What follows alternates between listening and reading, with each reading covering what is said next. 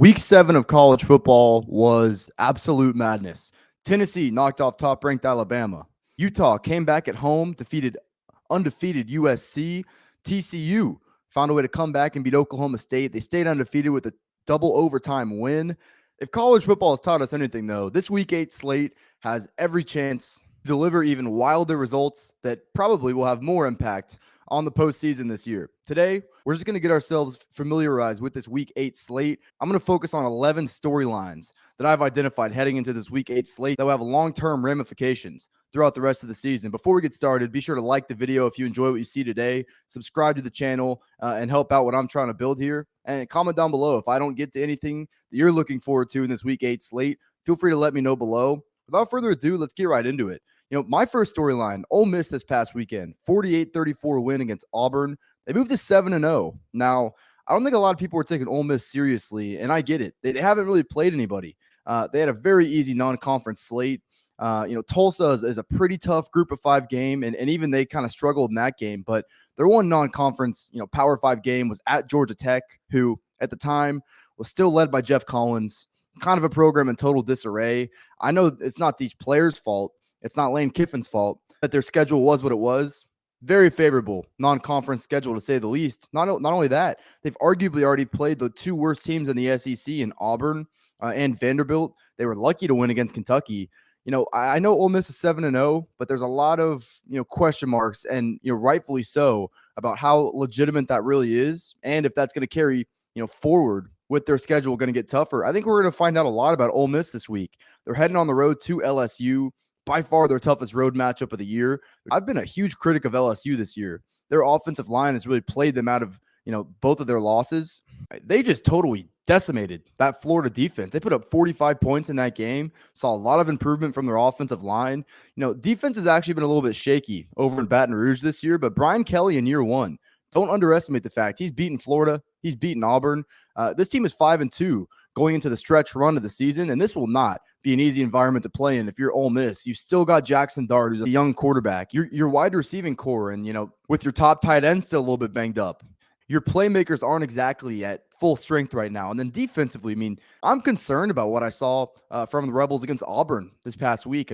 Let's not forget, Auburn going into that game against Ole Miss had failed to put up more than 17 points against a Power 5 opponent, had really struggled to find any explosiveness on that side of the ball. Well, they put up 34 points in Oxford, created a ton of explosive plays on the ground, a few through the air. They ran for over 300 yards on this Ole Miss defense. Going into that game, I thought Ole Miss's defense was actually legit. I thought they were going to be a team that was going to be led by their defense. I'm having some second thoughts now. So is Ole Miss a legitimate undefeated team, or now that their schedule is going to ramp up, will they start to falter? Can they lose 3-4 games down the stretch of the season? I think we'll find out a lot about this Ole Miss team in Death Valley this week. Next, UCLA, kind of along that same vein. I think they've passed the eye test maybe more than any other team in the country. They're undefeated, especially their last two games. Kind of similar to Ole Miss, they actually played a very weak non-conference schedule as well. But unlike Ole Miss, they've won on two pretty big stages over their past two games. Remember a few weeks ago on that Friday night, they played Washington in the Rose Bowl. That game might have finished 40-32. Very misleading final score. UCLA blew Washington out of the water. Dorian Thompson-Robinson had a career day. Zach Charbonnet ran all over that defense. And UCLA's defense actually played pretty well in that game. The very next week, they played the defending Pac-12 champ in Utah at home. They were actually 4-point underdogs in that game at home. And what'd they do? They won that game. Once again, kind of a misleading final score. They won that game by double digits. Utah had a late touchdown to cut it to 42-32. But UCLA is dominated. Two of the better teams in the Pac-12 over their past two games. They're coming off a bye week. I will say this is a little bit of unfamiliar territory. 5 of their first 6 games have come at home. Their only road game was at Colorado, who at that time was led by Carl Durrell, another program in total disarray. They've improved a little bit since moving on from Durrell, but this is really UCLA's first test away from home. And not only that, you're playing in Autzen Stadium in Eugene, Oregon, one of the toughest places to play, not only in the Pac-12, but on all of college football. It's a huge home field advantage for the Ducks. Since that opening week loss to Oregon, and I don't know if you can call that a loss. That was a total drubbing. Oregon had zero shot in that game.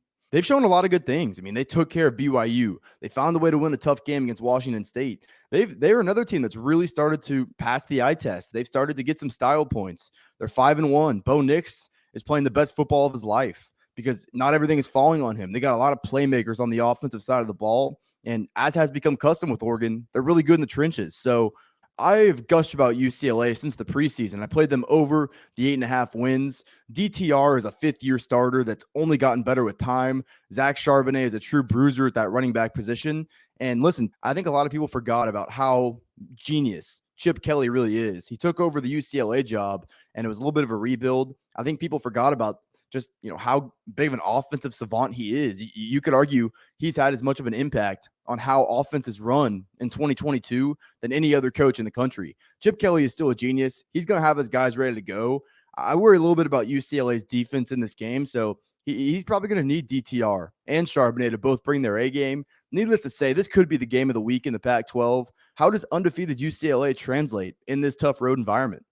All right, next, this is a little bit close to home. You see Bevo in the background. My Texas Longhorns, we survived, and that is the right way to say it because we did not deserve to beat Iowa State this past week. We forced 2 turnovers in the red zone. A win is a win. You got to learn how to win ugly. We're now 5-2 overall. We're now 3-1 in conference play. But up this week, a tough road test at Oklahoma State. I think we're going to find out just how legit Texas is in the Big 12 title race this year. If you follow the Big 12 at all, there's not a conference in college football with more parity than the Big 12. There's really no clear bottom dweller in the conference. And likewise, there's really no team that set themselves apart as clearly better than the rest. So, Texas is obviously a team with as much upside as any team in the Big 12. You're going on the road to play a very veteran-laden, experienced Oklahoma State team. That's not just from a player standpoint. Mike Gundy is one of the most tenured head coaches in college football. This is going to be Quinn Ewers' first road start. I didn't think he played bad against Iowa State. We really just kind of leaned on the run game to eventually get that win. Our only other road game this year was at Texas Tech back in September. We lost that game. How does Texas look in an unfamiliar road environment? Offensively, at least, still a lot of young pieces on the offensive line at the quarterback position. It's a very experienced defense, contrary to kind of the narrative around the team. On the Oklahoma State side, there's some real concerns about whether Spencer Sanders plays this game. Texas opened close to a 2.5 point favorite. I'm recording this on Monday afternoon. This line's all the way up to Texas -6.5. When you see a line move that much, Spencer Sanders was playing hurt at the end of that TCU game this past week. That line moving 4 points is a pretty good indicator that there are real concerns about whether Sanders suits up against Texas. He's been their guy these past 4 years. The quarterback depth has not been great there since Sanders took over. So if he isn't able to go, how does Mike Gundy adjust? Does he pound the ground game? Does he just kind of plug and play who's ever next on the depth chart? Going to be interesting to see. Needless to say, both these teams enter with one conference loss. This game has major Big 12 title ramifications. Texas will have a bye after this week, and then they'll go to Manhattan, Kansas. If Texas is a legitimate contender in the Big 12, especially with Sanders not being at 100%, this is absolutely a game you got to win. We'll find out if Texas is truly taking that next step and is finally able to live up to all the potential they have.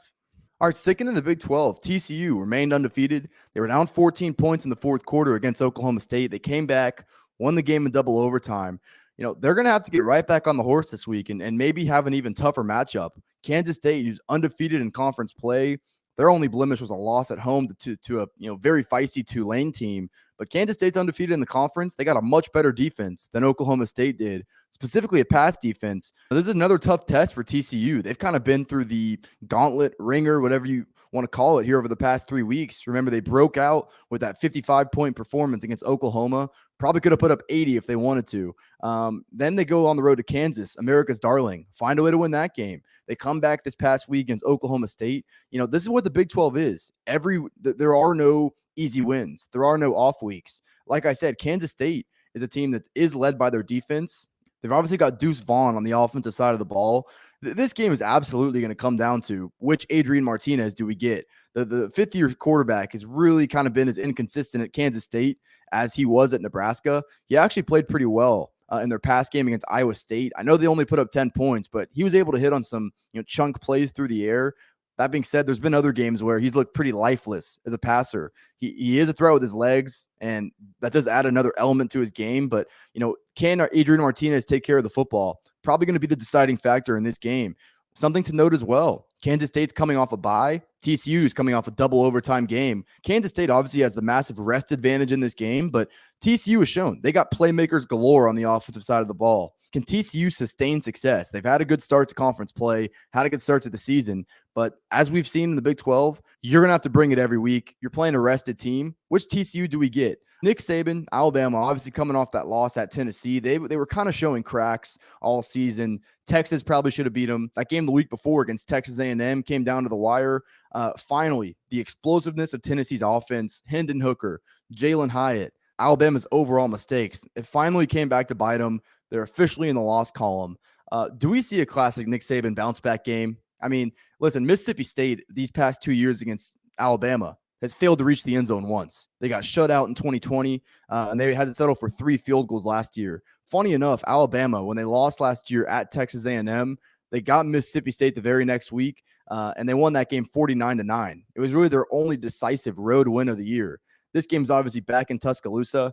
We know how good Nick Saban is off a loss. This would, on paper, appear to be a pretty good bounce back spot for the Crimson Tide. The one thing I'll say about Alabama, and this is kind of contrary to what you'd think about a Nick Saban-led team, they're pretty undisciplined, man. I mean, they had 17 penalties in that game against Tennessee, and I know a lot of those were procedural, but they struggled with penalties against Texas. They had over 100 yards in penalties in that game. Will Anderson was a huge culprit in that Texas game. So this is a team that it's probably not going to show in this matchup at home in a game that you should be able to name your number. But just something to note for Alabama, they're not a flawless team either. They can be had too.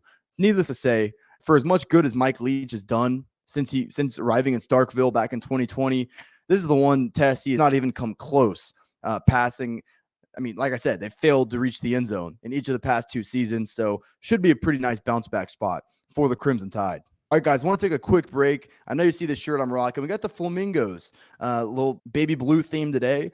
Head over to proud90.com. They got all your golf apparel needs, unique but very comfortable polos as well. They got more plain and traditional styles. If something like this is not your gig, with colder weather coming, take advantage. They got a great selection of hoodies and quarter zips.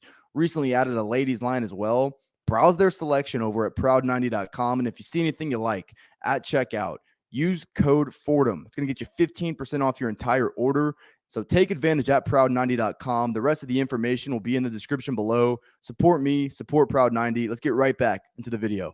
All right, how about Syracuse? Maybe the most surprising team in the country this year. Their win total was around 4.5, 5 coming into the year. A lot of people suspected if Syracuse doesn't make a bowl game, Dino Babers is gone. Well, they've already passed that test. They're 6-0. Beat NC State this past week. And yes, I know Devin Leary didn't play in that game, but really all year, Syracuse has stepped up really well in their bigger games. They blew out Louisville to start the season, and then they also beat Purdue in a down-to-the-wire game a few weeks ago. So Syracuse is undefeated going into a big game for them on the road at Clemson. Do we get a competitive game here? Can they put up a good fight? Can they keep this a 1-2 possession game? The line is, Clemson minus 13.5 right now. The one thing I'll say about Clemson, I've been a little bit wrong about Clemson in the sense that I had my doubts about DJ Uiagalelei coming into the year. He's silenced a lot of that. He's played well. I still don't think this offense is as good as people were making them out to be. Clemson's kind of been through the ringer themselves over the past 3 or 4 weeks, where they escaped Wake Forest with a double overtime win. That very next week, maybe their biggest game of the season, took care of NC State, and then they're coming off a really big road game at Florida State. When these big games start to stack up like this, maybe Clemson is due for a down performance in this game. You're catching a Syracuse team that is not going to be afraid of this matchup. I mean, we know how good Syracuse can run the football, but with both their quarterback and Sean Tucker at the running back position. But don't underestimate how much Garrett Schrader has improved as a thrower this year. Clemson secondary is still not in peak form. Maybe Garrett Schrader is able to move the ball through the air in this game. Can we get a good fight from Syracuse here? And is their undefeated record legitimate?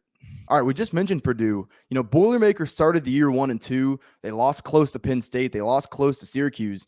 They've won their last 4 games, and that's the good thing. They've won them by an average of 5 points per game. They've had some really kind of down-to-the-wire games. This past week was no different. As 13.5-point favorites, they only beat Nebraska by 6. They gave up 37 points in that game. Now, they were able to just absolutely decimate that Cornhuskers defense through the air, on the ground, really in any way they wanted to. But still, another game that was closer than it probably should have been. They're heading to Wisconsin this week, going to Camp Randall. Wisconsin themselves is coming off a pretty disappointing game. In that first game with Jim Leonhard as the interim head coach, they broke out with a blowout win at Northwestern. Well, they came back down to earth last week. They lost at Michigan State, who had lost their prior 4 games. So seems like Wisconsin is still the inconsistent product that we know them to be. They're back at home here. And funny enough, Wisconsin's a 2.5-point favorite in this game. Can Purdue find a way to continue winning close games? And the reason I frame it like this, 2 reasons. Well, it's notable because Purdue right now, they're tied with Illinois for the lead in the Big Ten West. Both those teams have 1 loss. Very similar to the Big 12. Big Ten West has got a ton of parity. If you're claiming to have a good feel about how that division is going to shake out, I don't know what to tell you. It's an absolute crapshoot. But more than that, I'm interested because Jeff Brom, if you remember back to that Penn State game, complete control of that game with about 5 minutes to go, and he totally mismanaged the clock. The issue with Purdue is they're such a one-dimensional offensive system. Aside from last week, haven't really been able to run the ball this year. Jeff Brom really kind of mismanaged the end of that game. To consistently win close games, you got to be able to run the football. You got to have a coach that knows how to manage those 4-minute drive scenarios. So in a game that's probably going to come down to that, I'm interested to see, can Purdue continue to run the ball the way they did last week? You wouldn't think they'd be able to, going up against Wisconsin's defense. And then, Wisconsin is not officially out of it yet in the Big Ten West race, but you're not really playing for much this year, now being at 3-4 overall. My bigger takeaway in this game is, can Purdue, in what's probably going to be a down to the wire game, find a way to win close, find a way to win ugly once again? All right, sticking in the Big Ten, something's got to give in this Minnesota-Penn State game. Both of these teams kind of come limping into this matchup. Minnesota's lost their last 2 games. They lost kind of inexplicably at home to Purdue. But even this past week, a really ugly loss at Illinois. They lost that game by double digits once again. Not only that, they lost Tanner Morgan, their starting quarterback. I know he played very poorly in that game, but still a very important piece to that offense.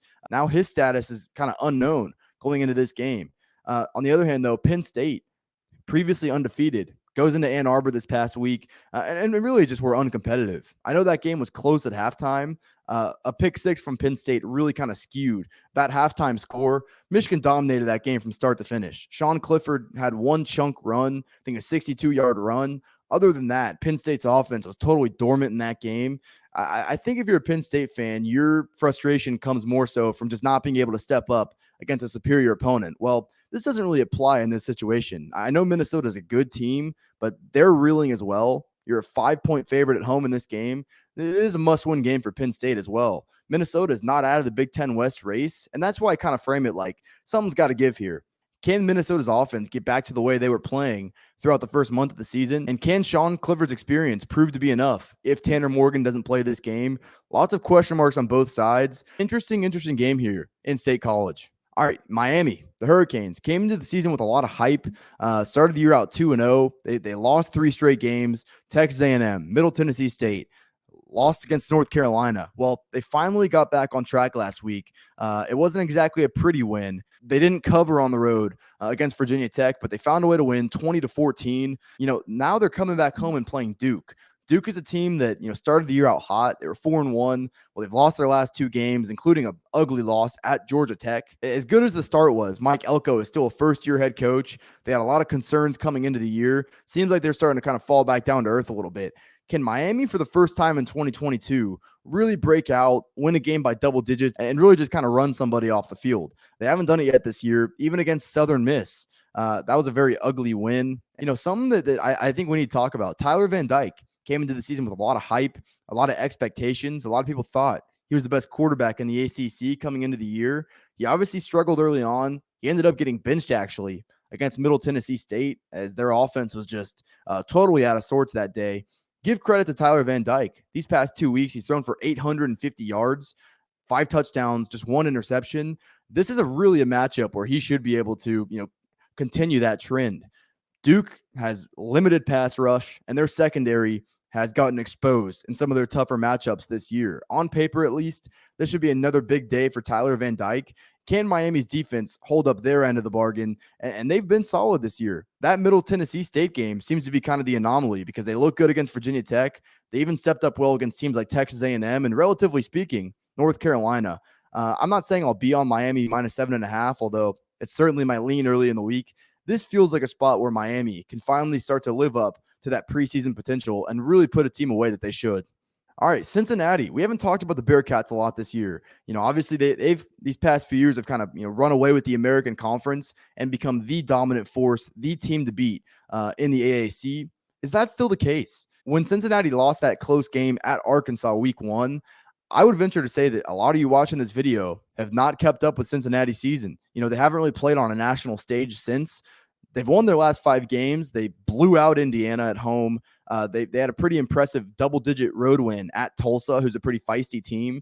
They're coming off a bye week, and they're heading to SMU, who has been pretty disappointing this year. I mean, lost close games against Maryland and TCU, but last time a lot of you saw SMU, they on that Wednesday night game a few weeks ago, kind of that weird standalone game, they got absolutely blown out against UCF. And even last week, they beat Navy, but they didn't cover. That game was a lot closer than it probably should have been. So it's been a pretty underwhelming year for SMU coming off a bye. You might think this is a spot where Cincinnati can run away with this game. And this line is kind of stood out to me. This line opened closer to 4.5 towards Cincinnati as the road favorite, down to 2.5 at some spots. So there's a lot of people that think, just from a spot perspective, SMU is going to step up for this game.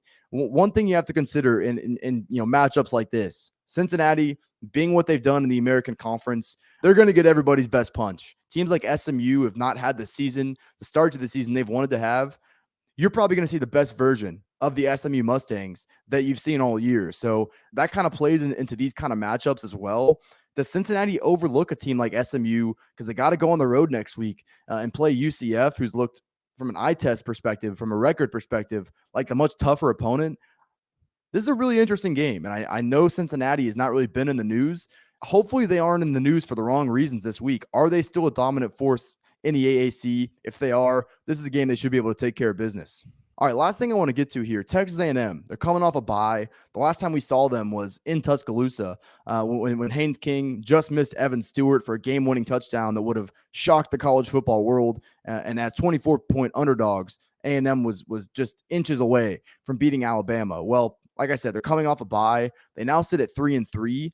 They've got an interesting test this weekend. Night game at South Carolina. They're a 3.5 point favorite in this game.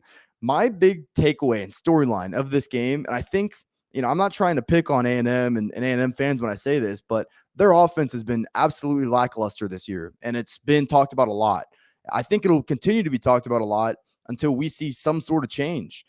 Personally, that change might not come until next season when Jimbo Fisher is forced to go out and get and kind of outsource his offense to a young creative mind. I'm still wondering, though, with the bye week, do we see any sort of creativity, any sort of mix-up with this Texas A&M offense? With Max Johnson on the shelf with a broken hand, it's going to be Haynes King once again in this game. I would consider his performance against Alabama more so gutsy than effective, but give him credit. He stepped up in that spot.